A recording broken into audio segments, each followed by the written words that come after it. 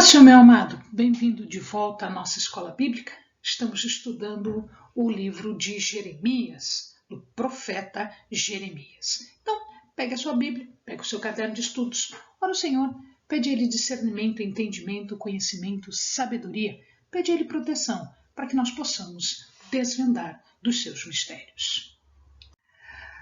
Nós estamos na primeira parte das profecias relacionadas com a história e falamos das profecias, especificamente daquelas que foram dadas entre 625 e o quarto ano de Jeoiaquim ainda.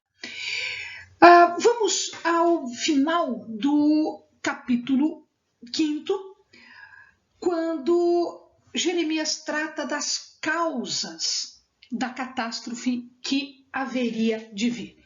Ele diz que o povo é teimoso e age com burrice. E esta teimosia, esta estupidez do povo vai fazer com que eles só colham corrupção. Então, se nós observarmos ali no capítulo 5, capítulo 5, verso 21, está escrito: ouvi agora isto, ó povo louco e sem entendimento, que tendes olhos e não vedes, que tendes ouvidos e não ouvis. Não me temereis? Diz o Senhor. Não temereis diante de mim? Então aqui o povo está sendo confrontado com esta burrice, com esta estupidez, com esta teimosia. Ora, quem é Deus? Deus é aquele que põe limites no mar, na areia. Deus é aquele que faz a terra girar, que faz o dia, que faz a noite. Deus é aquele da chuva temporã e serôdia. Deus é aquele das colheitas. Deus é aquele que movimenta reinos e que troca reinos por nós. Mas o povo não vê. Então ele diz: então, eles são como caçadores de aves, passarinheiros, homens maus, homens iníquos, que estão sempre acumulando um ganho que não é legal, um ganho às custas do pobre, às custas do menor. Alguém do rebanho de Deus que faça isso, que explore um companheiro dessa maneira, é inimaginável. Jeremias não consegue entender, então imagina Deus. E ele fala: vocês estão gordos, vocês estão obesos. A obesidade, a gordura, era sinal de riqueza. Porque as pessoas gordas, ricas, eram aquelas pessoas que tinham condições de comer à vontade e não se preocupar com nada em termos físicos, em termos de trabalho físico que emagrecesse. Não tinha que correr atrás de comida, não tinha que correr atrás de serviço de emprego. Estes obesos, esses gordos, ricos, eram ricos porque oprimiam os pobres, os coitados, os menores. Eles eram ricos porque eram opressores. E estes pobres de Judá não tinham como chegar nos tribunais e pedir justiça, porque todos eles estavam mancomunados uns com os outros. Governos, sacerdotes, profetas, era tudo uma coisa só. Eram todos passarinheiros, gordos, a gordura da riqueza, sem se preocupar com o pobre, com o desvalido, que está na regra que tem que ser cuidado por aqueles que podem. Quando os valores legais, quando os valores religiosos se pervertem, não tem estabilidade, não existe estabilidade. Coisa espantosa e horrenda se anda fazendo na terra. Os profetas profetizam falsamente, os sacerdotes dominam de mãos dadas com ele. E o meu povo assim deseja. Mas o que fareis quando chegar o fim? Deus está perguntando. Este povo é de coração rebelde, obstinado, rebelam-se. Né? Quem diz temamos o Senhor? Ninguém fala. Na verdade, eles falam, façamos o que está no nosso coração, façamos aquilo que vai nos deixar mais ricos. Que estabilidade pode ter? Que valor pode ter esta sociedade? Que não olha nem obedece às regras de dignidade, às regras de proteção dos mais desvalidos? Não há? Jeremias, então, faz soar o alarme. O que é fazer soar o alarme? Ele era profeta, ele era atalaia, os profetas são atalaias. Eles têm que ver o que as coisas estão acontecendo e eles têm que fazer alguma coisa a respeito disso. Então ele fala primeiro para a tribo dele. Amados, primeiro se começa em casa. Primeiro em casa. Então ele fala para sua tribo: fuja de Jerusalém. Aqui ele levanta um facho, um sinal. Facho ou sinal era um método de comunicação, principalmente no escuro, né? Principalmente à noite. Eles faziam conforme a mensagem, eles iam fazendo sinais de luz, sinais de facho.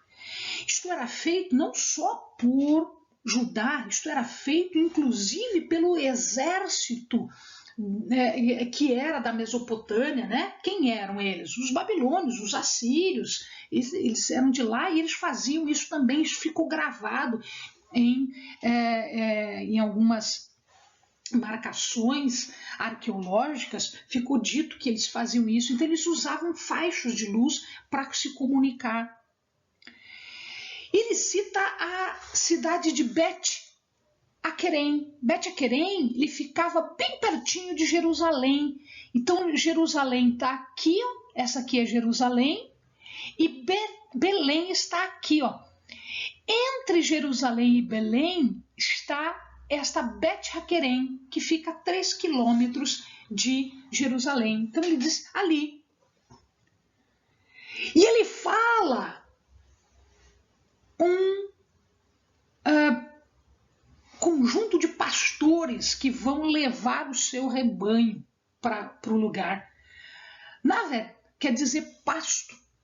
É uma pastagem especial, é uma pastagem que não é fixa o tempo todo, mas é aquela pastagem que é utilizada de tempos em tempos. Então ele está dizendo que os pastores vão levar o seu rebanho para diante de Jerusalém. Ué, o que ele está falando isso? Ele está falando que os generais de guerra vão levar o seu rebanho, os seus soldados, diante de Jerusalém, a 3 quilômetros de Jerusalém. E eles vão levar para se fixar temporariamente.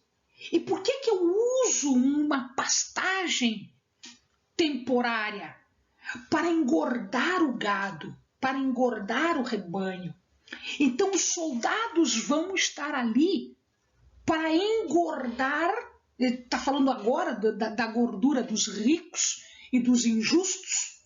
Então ele está falando que agora os soldados vão lá para se engordar, vão lá para comer. Comer o quê?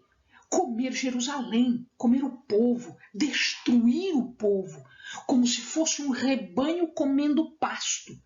Porque Jerusalém agora é vista como se fosse um pasto. Porque eles são ricos, eles são gordos, então eles têm alimento suficiente para estes soldados. Jeremias toca o alarme, Jeremias dá o sinal de facho, dá o sinal de alarme, eles estão chegando. Os pastores vindo com os seus soldados estão vindo para quê? Estão vindo para a destruição. Ele fala também que é uma guerra santa. Por que é uma guerra santa? Naquela época todas as guerras eram santas. Santas no sentido não de consagrada, de reta, como nós entendemos, né, vindo do Senhor, mas santa no sentido de que existiam sacerdotes que faziam a observação da natureza, a observação de alguns animais, etc., para saber se a guerra poderia ser feita ou não. Então, o sinal dos deuses eram astrólogos contratados pelo exército. Eles iam ver, o voo do pássaro assim, eu vou abrir o animal e as vísceras é desse jeito, daquele outro jeito. Então isso já existia. Os amados podem observar isso, né, no exército de Roma. Roma, quando ia para uma guerra, ele fazia isso antes, eles faziam sacrifícios, oferendas, e os astrólogos olhavam o interior de alguns animais para saber se dava para fazer guerra ou não. A mesma coisa aqui, isso era um costume daquela época. Então era uma guerra santa, era uma guerra onde os deuses davam orientação de fazer ou não fazer guerra. E a guerra, ela tinha as suas regras. Então, muito, como exemplo, muito provavelmente a guerra sempre era feita de manhã. Por que de manhã? Porque à medida em que o dia corria, ficava muito sol, ficava muito quente. Então eles começavam a guerra já de manhã. Nos primeiros raios de sol, eles já faziam guerra. Então, se a guerra não começou de manhã, muito dificilmente ela ia começar de tarde, muito menos à noite. O que acontece aqui? Ele está dizendo, vamos de tarde, vamos no sol do meio-dia, vamos na hora mais quente do dia, quando eles não estão esperando, vamos de tarde, vamos de noite, vamos atacar Judá. Por que eles querem atacar Judá com uma regra que não era normal de guerra? Porque Judá era pérfido, era malvado, não obedecia às regras de Deus, então Deus não precisava obedecer às regras da guerra, os povos não precisavam obedecer regra da guerra, porque aquele povo não obedecia regra nenhuma.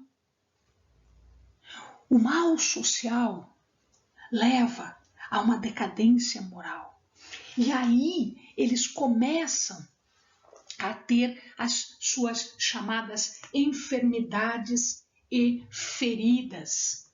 Né? E essas enfermidades e feridas são enfermidades e feridas simbólicas, mas são enfermidades e feridas também de físicas. Né? Então, se eu tenho um mal social, eu vou ter uma decadência moral e Deus não vai proteger. Não vai proteger de nada, nem de doença, nem de ataque, nem da natureza, não vai. E aí vai provocar enfermidade e ferida. Né? O inimigo é comparado a um vindimador, é comparado àquele que vai recolher uvas. Né? Respiguem o resto de Israel. Tão completamente como uma vinha, ou seja, vai retirar absolutamente tudo. Como o vindimador, como aquele que colhe a uva, colhe tudo. Israel não teve remanescente, não ficou ninguém de Israel, das 10 tribos. A gente falou num vídeo anterior. Judá poderia ter o mesmo destino? Poderia. Ou seja, não haveria mais ninguém para ficar. Né? Olha lá, a quem falarei e testemunharei para que ouça? Os seus ouvidos estão incircuncisos, ou seja, está fechado, ninguém escuta nada. Não pode ouvir. A palavra do Senhor é para eles coisa vergonhosa. Eles não gostam. E aqui Deus diz o seguinte, olha, vocês não estão ouvindo, mas o vindimador vem e ele vai coletar tudo, ele vai colher tudo, absolutamente tudo, a destruição será completa. Como nas guerras do Oriente era. Então eles davam o aviso, se a pessoa se entregasse, se tornasse vassalo daquele reino, ok, eles retiravam as forças, eles faziam o saque, eles faziam pagar tributo, mas as pessoas ficavam vivas. E se ela não fizesse isso, que é o que o povo queria fazer, ele queria resistir à Babilônia, ele queria resistir ao cerco. O que vai se esperar? O cerco, se ele for feito, ele vai produzir destruição completa. Não tem respeito à propriedade, não tem respeito à idade, não tem respeito a sexo, todos vão sofrer. A mensagem de destruição, em seguida, nós vemos, ela vai para as crianças, ela vai para os adolescentes, ela vai para os adultos casados ou prestes a casar, aqueles um pouquinho mais maduros, mais velhos, e aos idosos, aos anciãos. Ou seja, todos eles sofrerão. Não há respeito por idade ou sexo. Todos eles serão destruídos, como de fato aconteceu quando Babilônia, o exército babilônico chegou, eles destruíram absolutamente tudo. Um restinho ficou de nada, um punhadinho, um pozinho de povo ficou. Os líderes religiosos eram tão ou mais corruptos do que o povo. Eles traíram Deus, traíam as pessoas, eles fraudavam as pessoas, eles enganavam as pessoas, eles faziam tudo que não deveriam fazer. E o pior engano deles era dizer que tinha paz, que tudo estava bem. Olha lá, curam superficialmente a ferida da filha do meu povo, dizendo paz, paz, quando não há paz. Estão envergonhados da sua abominação? Pelo contrário, eles não têm vergonha da sua abominação. Eles têm vergonha de Deus. Eles têm vergonha das regras, dos mandamentos. De maneira nenhuma se envergonham, nem mesmo sabem que coisa é envergonhar-se. Jeremias continua falando a respeito de outras advertências que foram desprezadas pelo povo. Então ele lembra que existiam 3 caminhos bons. O caminho da história, o caminho daquilo que Deus já tinha feito para eles, que eles já conheciam, as profecias, os profetas que foram levantados e a lei que foi dada para eles. E ele diz que nenhum desses 3 foi levado em consideração. Eles não se preocuparam com a história, eles não ouviram os profetas e não respeitaram a lei. Nenhum deles foi observado. E ele diz, vejam que as veredas antigas, vejam, Deus coloca os profetas como sentinelas. Então existe aqui uma missão super importante em relação aos profetas, porque eles estão colocados aqui para serem os atalaias, para eles darem o sinal de alarme, como a gente viu agora há pouco. E ele diz assim, olha, assim diz o Senhor, ponde-vos nos caminhos e vede, perguntai pelas veredas antigas, qual é o bom caminho e andai por ele, e achareis descanso para as vossas almas. Então, na verdade, o que eles estavam fazendo é o que eles achavam que deviam fazer e não aquilo que Deus disse para eles, através da história, através dos profetas, através da lei. Eles estavam fazendo rituais sem sentido, fazendo rituais apenas de exterior, sem se preocupar com o interno, com o interior, com as mensagens, com as regras, com o andar reto diante de Deus. E eles dizem, adianta vocês queimarem incenso vindo de Sabá? Sabá era, na Arábia era conhecida exatamente pela qualidade do seu incenso. Adianta vocês ficarem queimando o melhor incenso que existe? Adianta vocês ficarem usando a cana aromática mais importante, aquela que vem da Índia, provavelmente da Índia? Adianta vocês fazerem isso, esses rituais externos, né? Os ritos sem atitude, os ritos sem a moral, não tem valor para Deus. Deus não quer sacrifícios, Deus quer obediência. Olha lá o que diz ali no 20. Para que o incenso de Sabá, ou a melhor cana das terras remotas? Vossos holocaustos não me agradam, nem os vossos sacrifícios me são suaves. Porque não existe atitude moral, não existe retidão de caráter, não existe obediência. Muito pelo contrário. Então esses ritos, meu amado, não fazem a menor diferença para Deus. Porque Deus não se preocupa com sacrifícios. Deus se preocupa com a obediência dos seus servos. Amém, querido? Bons estudos.